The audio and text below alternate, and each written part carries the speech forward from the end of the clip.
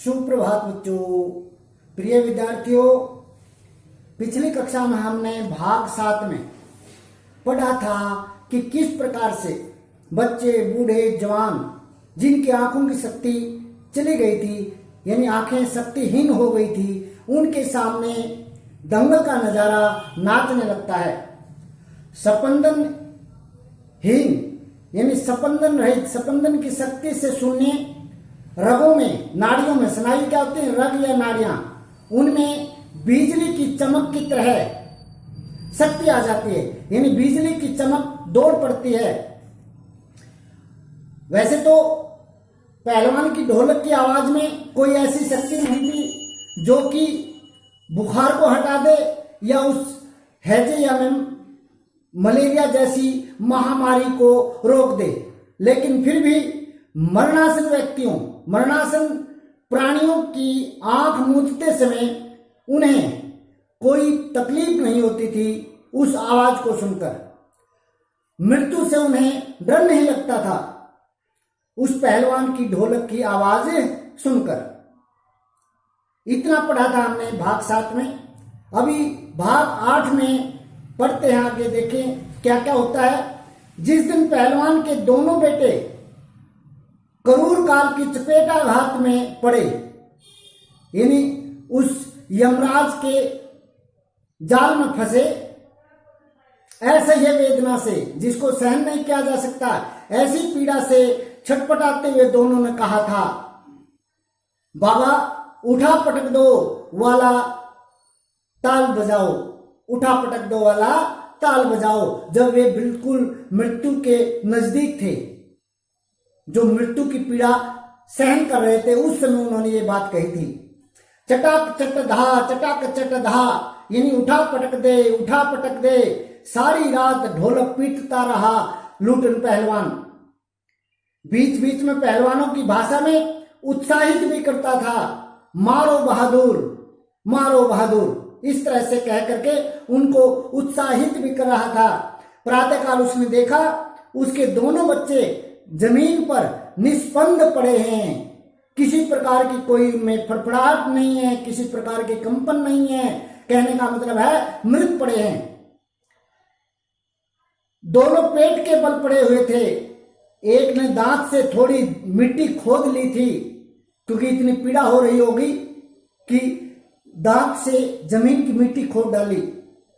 एक लंबी सांस लेकर पहलवान ने मुस्कुराते हुए मुस्कुराने की चेष्टा की। दोनों बहादुर गिर पड़े। उस दिन पहलवान ने राजा श्यामानंद की दी हुई रेशमी जांघिया पहन ली, सारे शरीर में मिट्टी मलकर थोड़ी कसरत की। जिस दिन उसके दोनों बेटों की मृत्यु हुई, उस दिन फिर दोनों पुत्रों को कंधे पर लाद कर नदी में बहा आया, क्योंकि जलाने के लिए लकड़ियां चाहिए, कफन चाहिए, वो चीज थी नहीं। आर्थिक तंगी, गरीबी इतनी थी, तो उठा करके दोनों को कंधों पर और नदी, चलती नदी में बहा दिए। लोगों ने सुना तो दंग रह गए। जब ये बात सुनी कि अपने जवान बेटों को पहलवान, लुट्टन पहलवान नदी में बहा आया है, तो सभी हैरान रह गए। कितनों की हिम्मत टूट गई। जिनको हिम्मत देते थे लुट्टन पहलवान अपनी ढोलक को बजा करके, उनकी हिम्मत ने उनका साथ छोड़ दिया। किंतु रात में फिर पहलवान की ढोलक की आवाज प्रतिदिन की भांति सुनाई पड़ी। रात में फिर वही आवाज सुनाई पड़ी। लोगों की हिम्मत दुगुनी बढ़ गई, यानी दुगना उत्साह आ गया। संतप्त पिता माताओं ने कहा, जो दुखी, क्योंकि ऐसे बहुत से माता पिता थे जिनकी संतानें चली गई थी, जवान बेटा बेटी चले गए थे, तो वे उस से दुखी तो थे ही, तो संतप्त क्या होता है, दुखी। दुखी माता पिताओं ने कहा, दोनों पहलवान बेटे मर गए, पर पहलवान की हिम्मत तो देखो, 1.5 हाथ का कलेजा है, यानी हृदय बहुत बड़ा है। 4-5 दिनों के बाद एक रात को ढोलक की आवाज नहीं सुनाई पड़ी। जब बेटों को मरे 4-5 दिन हो गए, और 4-5 दिन के बाद जब ढोलक की आवाज एक दिन सुनाई नहीं पड़ी, ढोलक नहीं बोली, पहलवान के कुछ दिलेर किंतु रुग्ण शिष्यों ने, बीमार शिष्यों ने, रुग्ण होता बीमार, प्रातःकाल जाकर देखा पहलवान की लाश चित पड़ी है, यानी पहलवान नहीं रहे, उनका निधन हो चुका है, स्वर्ग सिधार गए हैं। आंसू पोंछते हुए एक ने कहा, गुरुजी कहा करते थे कि जब मैं मर जाऊं, उनको कहते हुए मरने से पहले कि जब मैं मर जाऊं तो चिता पर मुझे चित नहीं पेट के बल सुलाना।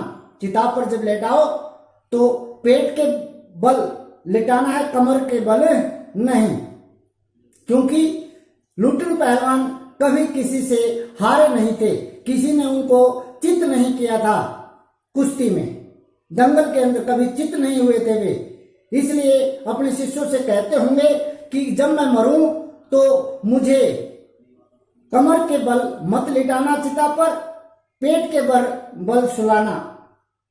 मैं जिंदगी में कभी चित नहीं हुआ, किसी से हारा नहीं, और चिता सुलगाने के समय ढोलक बजा देना। क्या क्या कहा, एक तो मुझे पेट के बल चिता पर सुलाना और दूसरा ढोलक जरूर बजाना। वह आगे बोल नहीं सका, इतनी ही बात कैसे बता सका वो शिष्य, उससे आगे उसकी आवाज नहीं निकली। तो ये था आपका संपूर्ण पाठ पहलवान की ढोलक, जिसके लेखक थे फणीश्वर नाथ रेणु। पाठ कंप्लीट हो चुका है विस्तार, आपने इसको दोबारा से फिर पढ़ना है ताकि अच्छे से समझ में आ जाए। इसमें से कहीं से भी अगर प्रश्न पूछे जाए तो उनका जवाब आप आसानी से दे सको। धन्यवाद।